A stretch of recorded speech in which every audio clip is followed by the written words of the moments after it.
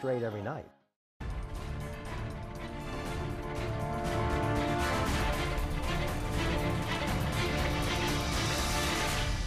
And welcome back to Sunday Square Off. We've been talking about Arizona's deadline for coming up with a plan to deal with a shrinking water supply from Lake Mead, our main water supply here in central Arizona.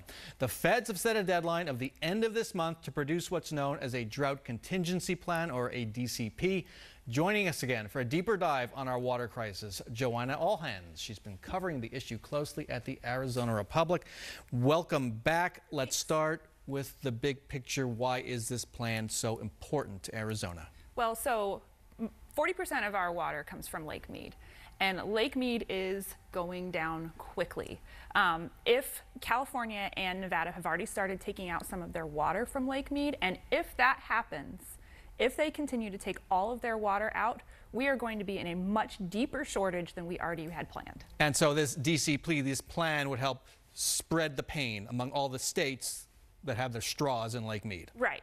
It'll help hopefully stabilize the lake to keep it from tanking, because once it tanks, we don't get any water.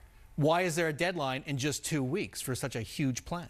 Well, one, this thing's been going on for a long time. It's been going on for years.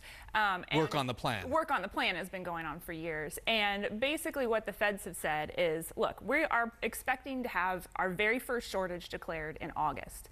There are some deadlines and things that they need to do. They're not going to just wait around and say, oh, okay, like if DCP isn't going to happen, what are we going to do? They want a plan B. And so there's certain deadlines that they need to work back from, which really gets us to, we need to either know yes or no by January 31st. We just heard some optimism from two leaders in the House. They've got to get 30 people on board, or at least a majority of the 60 people, majority of the 60 people on board. Senate needs a majority of the 30.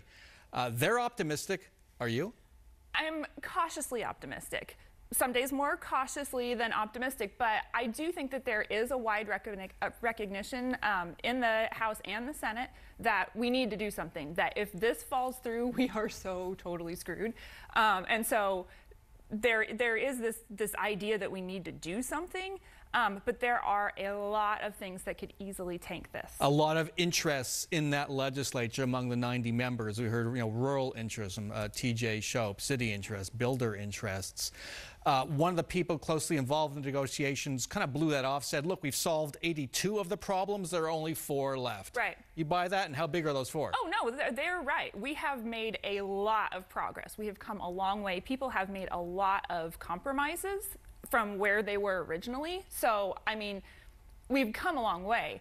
The issue is there's still 4 big issues, and they're still kind of big issues. I won't get into all of the details because it's complex. Water policy is really super complex. But basically what it comes down to is farmers and home builders want more assurances to make sure they don't totally get screwed over in this process. All right. Finally, if I'm a homeowner, resident of Phoenix, am I going to notice anything at all, any change at all in my water if this plan is approved?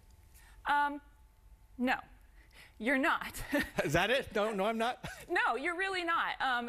It's not going to change a whole lot for people in cities like Phoenix.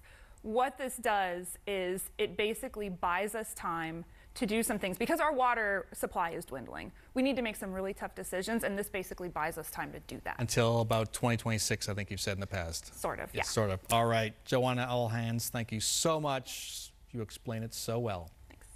That's our show for this week. Thanks very much to all of our guests, and thank you so much for joining us. Tune in to 12 News or 12news.com for full coverage of the governor's State of the State speech on Monday. See you back here next weekend for another round of Sunday Square Off.